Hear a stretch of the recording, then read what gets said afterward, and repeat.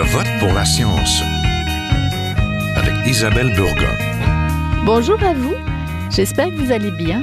Aimez-vous la viande et en mangez-vous souvent ? Si oui, le réchauffement climatique vous fera sans doute revoir la manière de remplir votre assiette. Il faut arrêter de manger de la viande pour lutter contre le réchauffement climatique, rapportaient en août dernier les médias du monde entier. Il s'agissait d'un extrait tiré d'un rapport du groupe d'experts intergouvernemental sur l'évolution du climat, le GIEC. Cette affirmation n'est cependant pas tout à fait vraie. Il fallait plutôt lire dans le rapport que les experts préconisent de réduire la consommation de viande comme piste pour lutter contre les changements climatiques. Et qu'en est-il de manger local ou encore de manger bio ? Les scientifiques soutiennent que c'est l'alimentation à base de végétaux la plus légère pour notre empreinte environnementale. Alors, pour sauver le climat, devrons-nous nous passer le plus souvent possible de manger de la viande ? Nous vous en parlons tout de suite, restez à l'écoute.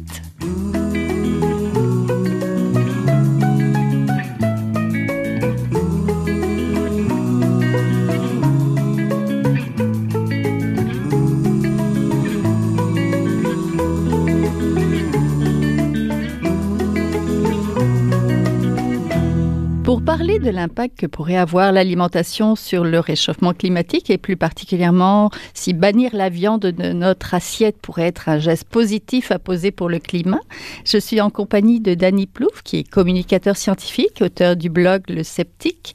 C'est un blog pour la promotion de la pensée critique. Vous êtes actuellement enseignant au collège Bois de Boulogne et vous avez été chercheur durant 4 ans au département de géographie de l'université McGill.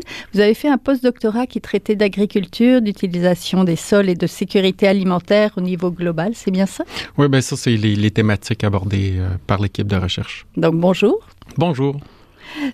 On est en compagnie aussi de Stéphane Grelot, le fondateur de Vegan Québec et cofondateur du réseau d'agriculture véganique qui rassemble donc des jardiniers, des individus intéressés à diffuser ou à s'informer sur la culture végane, c'est bien ça? Oui, exactement. Bonjour. Bonjour. Modifier son régime alimentaire en devenant végétarien ou végétalien, là, ce qu'on appelle vegan, a-t-il réellement un effet sur le climat mondial, Monsieur Plouffe? Si ça a un effet sur le climat mondial, ben, je veux dire, selon ce qu'on sait, oui. Là. Comme je disais, le méthane qui est émis par la digestion des ruminants fait en sorte de contribuer à l'effet de serre. Mm-hmm. Donc, oui, ça a un impact. Est-ce que ça dépend pas des pays de la viande? Oui, ça dépend de la viande. C'est sûr que, les poulets, par exemple, ne produisent pas de méthane en aussi grande quantité que les bovins. Donc, oui, ça dépend du type de viande qui est mangée. Ça dépend aussi du mode de production, parce qu'il y a des modes de production qui vont émettre moins de méthane. Par exemple, sur les pâturages, à ce que je sache, plus c'est naturel, en guillemets, plus il va y avoir d'émissions de méthane aussi. Oui. Alors que des productions plus industrielles, où est-ce qu'on diminue un peu la quantité de fibres, ça va faire en sorte de diminuer généralement l'émission de méthane. Donc là, on est dans l'assiette complètement. Monsieur Grelot, selon vous, est-ce que ça a réellement un effet sur le climat mondial? C'est-à-dire pas juste notre action à nous, mais à l'ensemble de la planète? Oui, mais c'est sûr qu'il faut que ce soit un mouvement de masse. C'est sûr qu'un individu, ça a un effet, mais c'est quand même minime. Mais si on est vraiment un grand bassin de population qui fait une transition vers une alimentation végétale, là, on peut considérer qu'il va y avoir un effet cumulatif qui va être vraiment important.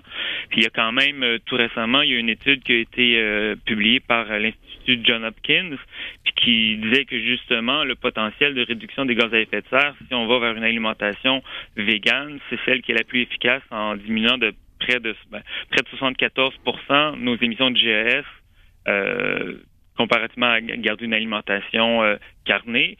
Et c'est vraiment ce qui est le plus efficace. Donc, oui, les ruminants, c'est ceux qui sont les plus importants, mais c'est sûr que toute la production des aliments pour nourrir les animaux, ça a un impact aussi. C'est l'espace occupé, c'est la déforestation souvent pour produire le grain, pour nourrir les animaux, même si c'est pas des ruminants. Donc cumulativement, c'est sûr que manger des végétaux a quand même le plus grand impact.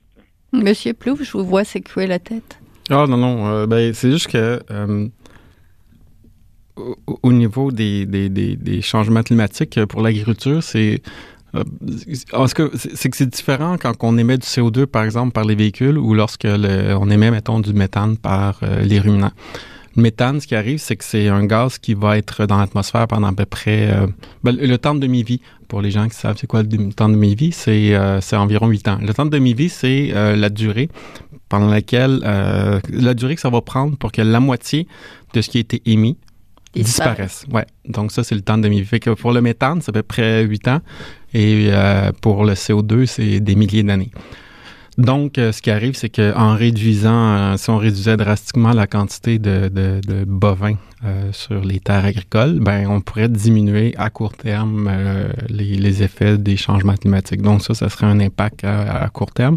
Et aussi, c'est sûr que si on augmentait la quantité de forêt, il y aurait une absorption du carbone. Parce que, comme Stéphane racontait, couper les forêts, ça va émettre du CO2. Sauf que ça touche aucunement toute la problématique d'aller chercher, d'aller puiser du CO2 dans le sol et de l'émettre dans l'atmosphère, qui est un des grands dangers au niveau des gaz à effet de serre. Oui, en fait, il faut comparer peut-être les choses dans plus de détails.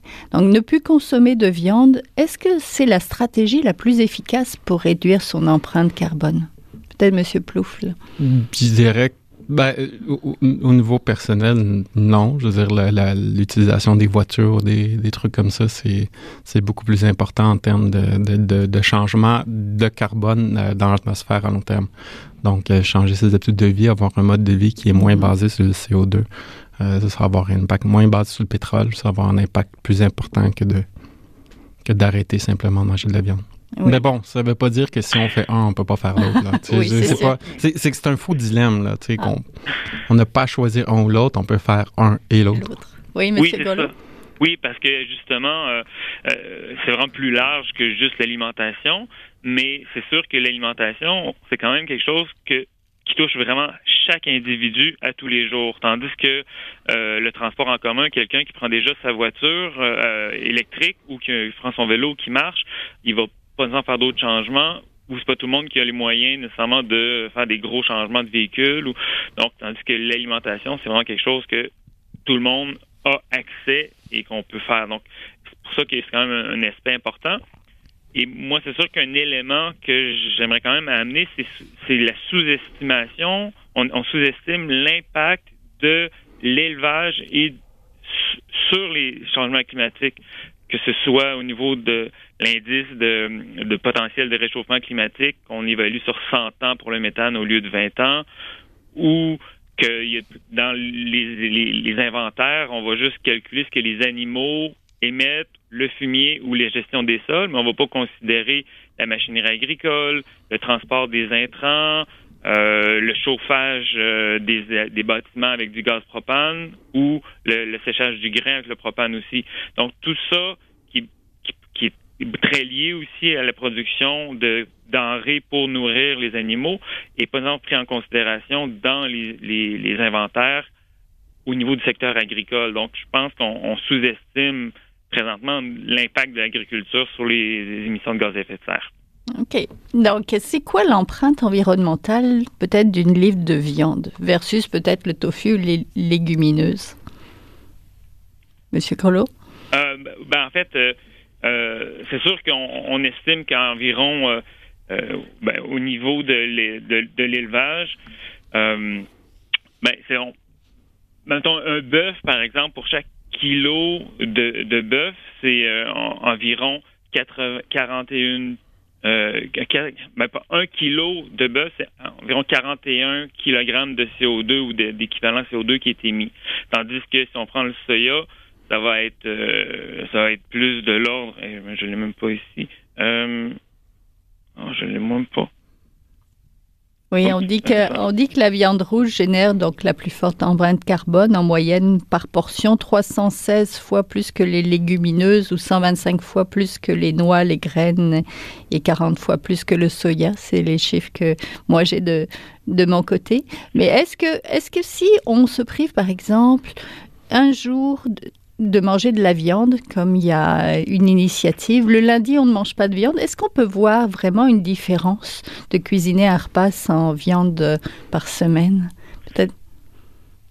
c'est déjà mieux, mais c'est sûr que on peut prendre une fois de moins sa voiture par semaine, c'est mieux, mais... C'est ça aussi. Mais je veux dire, par rapport aux problématiques qu'on a au niveau mondial, c'est quand même pas beaucoup, mais il y a aussi que, à mon avis, pour la question de l'agriculture, je veux dire, ça va beaucoup au-delà de simplement les changements climatiques. Comme je disais, ça aurait un effet à court terme, mais c'est beaucoup en termes d'écologie, de biodiversité, tout ça. Je veux dire, c'est là que l'agriculture a un impact majeur au niveau mondial. Oui, c'est plus large que ça. C'est énormément plus large. Ouais. Que c'est beau de penser à, mettons, réduire sa quantité de viande pour réduire les changements climatiques, mais comme je disais, il n'y a pas juste ça, puis il y a plusieurs impacts que l'agriculture va avoir. Oui. Parce que, mettons, moi, j'avais fait les calculs comparés, par exemple, du soya produit au Canada versus du bœuf bio de pâturage. Et juste en termes de nourrir la même quantité de personnes, j'avais trouvé à peu près un facteur 30 entre les deux de l'espace qui était nécessaire. Fait que un facteur 30, c'est quand même 29 trentièmes de forêt de plus pour le cas du soya. Fait que c'est là que ça a un impact gigantesque. Oui, puis la consommation d'eau aussi, qui est très différente entre au niveau de l'élevage par rapport à produire juste des grains. Donc, c'est ça, c'est très large. Il faut faire attention par rapport à l'eau parce que les quantités d'eau qui sont données, il y a des groupes qui calculent les quantités d'eau nécessaires. Et, pour avoir, par exemple, 1 kilo de soya versus 1 kilo de viande, c'est juste que c'est qu'ils vont calculer la quantité d'eau nécessaire, fait que la quantité d'eau qui a tombé pour avoir les récoltes, puis c'est sûr que les pâturages, c'est tellement grand, l'efficacité est tellement petite en termes de rendement de protéines par unité de surface, qu'il y a beaucoup d'eau qui est tombée de pluie. Et ça rentre dans les calculs, fait que on n'a pas nécessairement à ajouter de l'eau dans tous les contextes. Ça dépend des endroits.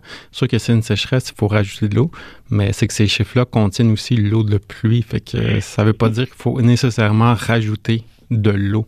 Même si on élimine de la viande, on n'élimine pas nécessairement ces quantités d'eau. Monsieur Grolot? Oui, en fait, je suis d'accord avec ça, qu'en fait, on rajoute pas nécessairement de l'eau, mais je pense qu'il faut quand même considérer, parce qu'on parle de l'eau verte, l'eau bleue, l'eau grise. Mais l'eau de pluie, pour moi, est quand même... c'est pas pour rien qu'on la calcule, c'est parce que, justement, la superficie de terre où la pluie tombe, si on cultive des aliments pour nourrir des animaux, c'est pas de l'eau qui sert à produire des aliments pour consommation humaine. Donc, cette eau-là a quand même une importance dans la balance. Donc, c'est pour ça que quand on dit que le bœuf, par exemple, c'est peut-être 15 000 litres d'eau par rapport au soya, que ça va être juste 2 700, il y a quand même un gros rapport de différence qui est quand même important à considérer, selon moi.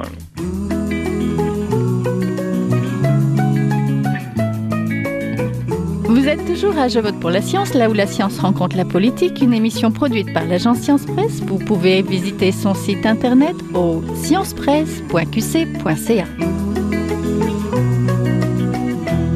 Manger local, est-ce que ça peut justement économiser tous ces transports et le CO2 généré par le transport des fraises du Chili jusqu'ici? Est-ce que si on compare ça avec une alimentation végane? C'est un peu complexe. C'est sûr que, étudier ce genre de questions-là, c'est un peu complexe là, parce que ça dépend toujours où est-ce qu'on habite. Ça dépend de plusieurs facteurs. Ouais. Mais de façon générale, par exemple, si les aliments sont transportés par bateau, pour la quantité transportée, c'est quand même assez minime comme impact en termes de CO2 au total. Bon, il y a peut-être d'autres impacts. Là. Il y a des bateaux qui peuvent être assez polluants, mais en termes d'émissions de CO2, c'est par unité de produits transportés, c'est très petit. Puis, c'est beau des fois d'essayer de consommer local, mais s'il faut se déplacer en voiture pour aller chercher nos aliments, notre panier local, c'est pas automatiquement mieux que d'acheter non local. Fait que c'est en tout cas, moi je connais pas les détails des chiffres à ce sujet-là, mais le local n'est pas nécessairement toujours le meilleur choix. Oui, monsieur Paul. Mais il y a quand même quelques études qui ont été faites, mettons, comme c'est environ, en général, le transport compte pour à peine 10% des gaz à effet de serre associés à un aliment. Et donc, c'est pour ça que manger local, ça dépend vraiment de l'aliment, parce que dont l'élevage va émettre beaucoup de gaz à effet de serre lors de la production, quand l'animal grandit, etc. Alors que le transport, ça, c'est juste une partie, une fois que l'animal est élevé ou que la pente est poussée. Donc, c'est pour ça que le transport compte pas pour tellement.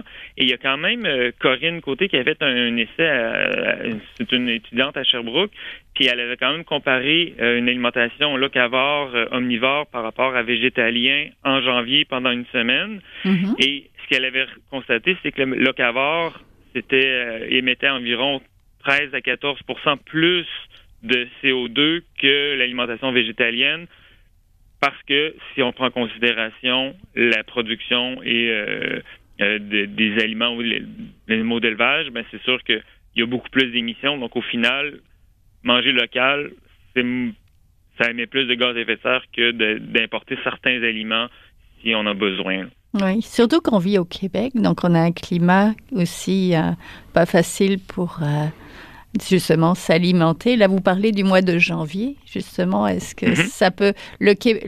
Vivre au Québec et rêver de manger local à l'année, c'est peut-être plus compliqué, non?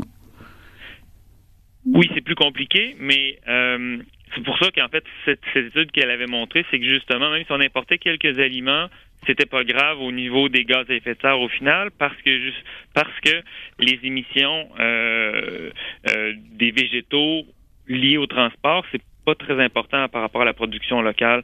Donc c'est pour ça que miser sur le local, c'est pas nécessairement la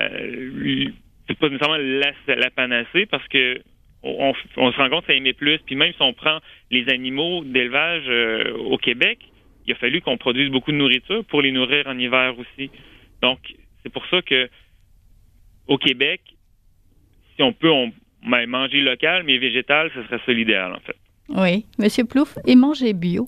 Est-ce que manger bio, ça peut changer la donne? Ben, c'est une question un peu complexe. Là. J'avais une collègue qui travaillait sur justement l'agriculture bio. Ça dépend du type d'aliment qui est produit. Des fois, certains aliments vont faire en sorte qu'on va utiliser une beaucoup plus grande surface pour produire la même quantité de nutriments. Mm-hmm. Donc, même si les impacts sont peut-être moins grands par unité de surface, ça ne veut pas dire qu'au total, les impacts sont moins grands, parce que s'il faut couper plus de forêt pour produire la même quantité de nourriture, c'est pas nécessairement mieux. Mais ce qu'elle avait trouvé, si ma mémoire est bonne, ça fait quelques années de ça, mais c'est par exemple que les fruits, il n'y avait pas de différence marquée entre conventionnel et bio. Mm-hmm. Alors que dans l'autre extrême, il y avait les céréales dans lesquelles il y avait un facteur 2 en termes de rendement entre le bio et le conventionnel. Oui, vous êtes intéressé aussi au rendement et de l'espace occupé. Il y a 50 ans, on cultivait, on gérait l'espace agricole différemment que maintenant. Est-ce que vous pouvez parler peut-être un petit peu des gains qu'on a fait? Maintenant, la même surface permet d'avoir plus de rendement? Ouais, depuis une cinquantaine d'années, je pense que, si je me rappelle bien, on a doublé le rendement. Donc, grâce aux fertilisants, grâce à toute la machinerie, les meilleures pratiques agricoles aussi, mieux savoir quand est-ce qu'on plante, quand est-ce qu'on récolte. Donc oui, on a augmenté beaucoup, fait que ça fait en sorte qu'on a sauvé beaucoup d'espace en termes de forêt. Parce qu'il y a beaucoup ce mythe-là de penser d'idéaliser un peu le passé et de se dire que dans le temps, c'était tellement plus écologique, mais ça n'a aucun sens. Nourrir la planète présentement, ça se fait pas de la façon qu'on cultivait il y a 50 ans. C'est juste pas réaliste, là. Il faut nourrir tellement de personnes qu'il faut augmenter de beaucoup les rendements. Il faut mieux utiliser l'espace qu'on a, puis on peut pas juste expansionner, parce qu'il y a toujours des gens qui amènent des idées. On pourrait faire telle méthode de production, telle méthode. Puis surtout que ça implique des produits animaux, l'espace augmente. Puis je sais que, mettons, si on regarde ce qui se passe en Amazonie, il y a beaucoup de pâturage, culture de soya. Puis là, il y a des gens qui sont traumatisés par le soya. Ils disent qu'il ne faut plus manger de soya. Mais ça ne sert pas à faire notre lait de soya qu'on boit le matin. Ça sert à envoyer entre autres les huiles. L'huile à base de soya. Puis ce qui est... faire manger les animaux. Les résidus vont être utilisés entre autres pour nourrir les animaux. Fait que... Oui. Justement, notre soya, notre tofu, il vient d'où? Au Canada, on en produit quand même du soya. On en produit quand même une quantité raisonnable. Fait que j'ai l'impression que ça vient d'ici. Oui, en fait, il y a beaucoup de tofu, entre autres Unisoya, qui produit leur propre soya au Québec, donc ou en Ontario. Donc oui, du moins, ça pousse très bien, on en produit. C'est juste qu'il faut voir si c'est utilisé ici ou exporté. Le soya, c'est une façon extrêmement efficace de produire des protéines. Si on avait une plante là, pour produire pour le rendement maximal de protéines, c'est le soya et de haut la main. J'aimerais qu'on revienne un petit peu à l'étude des chercheurs de l'Université Johns Hopkins, qui ont examiné les 9 régimes de 140 pays. Ils regardaient, selon l'origine des protéines, et une alimentation incorporant des animaux au bas de la chaîne alimentaire, c'est-à-dire les sardines, les harengs, les mollusques, les insectes, aurait des bénéfices environnementaux proches de ceux du régime végétalien. Qu'en pensez-vous, peut-être, M. Grelot?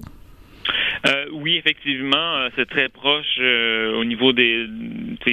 On dirait que vegan, ce serait peut-être près de 74% de réduction, puis ce serait 72% de réduction pour bas dans la chaîne alimentaire. C'est intéressant que ça a été amené. C'est sûr qu'on sait que présentement, nos océans sont en train de s'effondrer au niveau parce qu'à cause de la surpêche, à cause de la dégradation des océans. Donc, moi, je pense pas qu'on devrait vraiment trop se réorienter vers une surexploitation ou une utilisation des ressources marines, mais vraiment de s'orienter vers une production de végétaux efficaces et pour se nourrir directement avec ça. Donc, là-dessus, je pense qu'on devrait creuser le sujet. Oui, on pourrait manger des insectes. Monsieur Plouffe, serez-vous prêt à remplacer votre tofu quotidien par des insectes?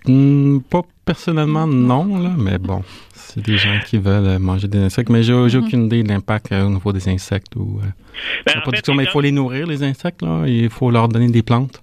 Fait que peut-être qu'il y a moins de pertes en termes de protéines. Parce que ce qu'il faut comprendre, c'est que ce qu'on a besoin, en fait, c'est pas les protéines en tant que telles, mais les acides aminés qui composent les protéines. Et les acides aminés des animaux qu'on mange habituellement, les animaux sont pas capables de produire des acides aminés, donc ils viennent des plantes. Fait que les animaux servent essentiellement de transfert d'acides aminés des plantes jusqu'à l'animal, ensuite de l'animal jusqu'à nous, puis il y a une perte à chaque fois. Donc c'est pour ça que c'est préférable de manger directement les plantes, parce qu'il y a moins de pertes, on a directement les nutriments. Juste par rapport aux insectes, juste une petite précision, il y a quand même certaines études qui ont été faites qui avaient comparé au niveau des grillons, par exemple, différents types d'alimentation qu'on pouvait utiliser pour nourrir les grillons, et se rendaient compte que si on veut avoir une bonne production de grillons qui grandissent rapidement puis qui sont productifs, etc., il faut leur donner de la bonne nourriture, et pour donner de la bonne nourriture, finalement, ça revient quasiment à nourrir des poules. Donc, finalement, il y a quand même toujours ce taux de conversion-là qui fait que c'est peut-être 1 pour 2 à peu près de conversion. Donc, on a toujours une perte de la moitié à peu près d'efficacité. Donc, c'est pour ça qu'on est toujours mieux de dire on va plutôt produire de la nourriture pour les humains plutôt que produire de la nourriture pour nourrir des animaux pour ensuite manger les animaux. C'est là qu'il y a aussi un rapport important. Oui, vous entendez, vous êtes du même avis. Mais en fait, je vais peut-être rajouter un petit détail, c'est que il y a quand même des situations où la production de viande pourrait être positive. Par exemple, il y a des pâturages qu'on peut pas utiliser pour faire autre chose que le pâturage. C'est sûr que ça va émettre du méthane, mais si on réduit la quantité, les pâturages peuvent être quand même utilisés pour ça. Par exemple, si on parle d'Australie, l'Australie, il y a quand même des endroits où est-ce qu'ils ne pourraient pas faire d'agriculture de toute façon. Et il y a aussi les résidus alimentaires. Il y a une partie de ce qu'on fait pousser qui ne sont pas utilisés pour la consommation humaine. Et ça peut être utilisé pour les animaux, pour les nourrir et ensuite nourrir. Donc, il n'y a pas de perte en tant que telle, parce que de toute façon, ce seraient des choses qui ne pourraient pas être utilisées par l'humain. Sauf que là, si on voulait consommer seulement ces aliments-là, ça impliquerait quand même une réduction assez importante de la quantité de viande consommée. Peut-être pour terminer, le rapport du GIEC, il préconisait une baisse du gaspillage alimentaire. On jette près d'un tiers de nos aliments. Et est-ce que la clé ne serait pas de savoir accommoder les restes, M. Grelot? Oui, effectivement. En fait, c'est une des grosses affaires. C'est un des éléments très importants. Au niveau des émissions de méthane, par exemple, au Québec, c'est une des sources très importantes d'émissions en raison de l'enfouissement. Donc, oui, mieux gérer nos restes, une meilleure...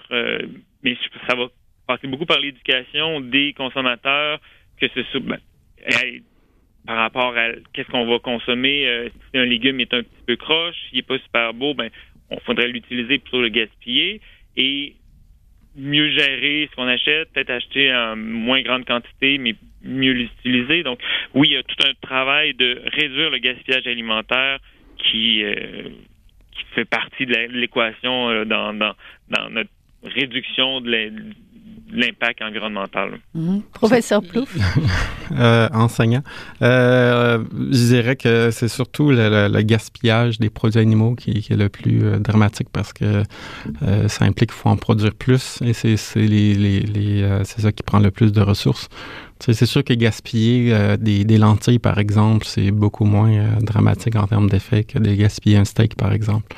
Fait que je dirais que le gaspillage, c'est presque... les problèmes, c'est beaucoup lié justement au gaspillage de produits animaux. Entendu. Mais on va terminer là-dessus. Merci beaucoup. Donc, on était en compagnie d'Annie Plouffe, communicateur scientifique et auteur du blog Le Sceptique pour la promotion de la pensée critique. Je vous invite à aller voir ça. Et Stéphane Grelot, fondateur de Vegan Québec et cofondateur du réseau d'agriculture véganique. Merci. Merci beaucoup. Merci. Voilà, c'est tout pour cette semaine. Je vote pour la science est une production de l'agence Science Presse avec Radio VM, à la régie Daniel Fortin, à la recherche cette semaine Aurélie Lagueux-Beloin, à la réalisation et au micro Isabelle Burguin. Vous désirez réécouter cette émission, nous avons des rediffusions tout au long de la semaine et vous pouvez l'écouter aussi en podcast sur le site de l'agence Science Presse. Et bien sûr, toujours, si vous l'avez aimé, n'hésitez pas à la partager. À la semaine prochaine. Jin Jiahua est un chercheur typique de ceux pour qui les progrès de la bioinformatique ont préséance sur le sens biologique et pour qui la grosse science constitue la seule logique. On y parle de génome, de transcriptome.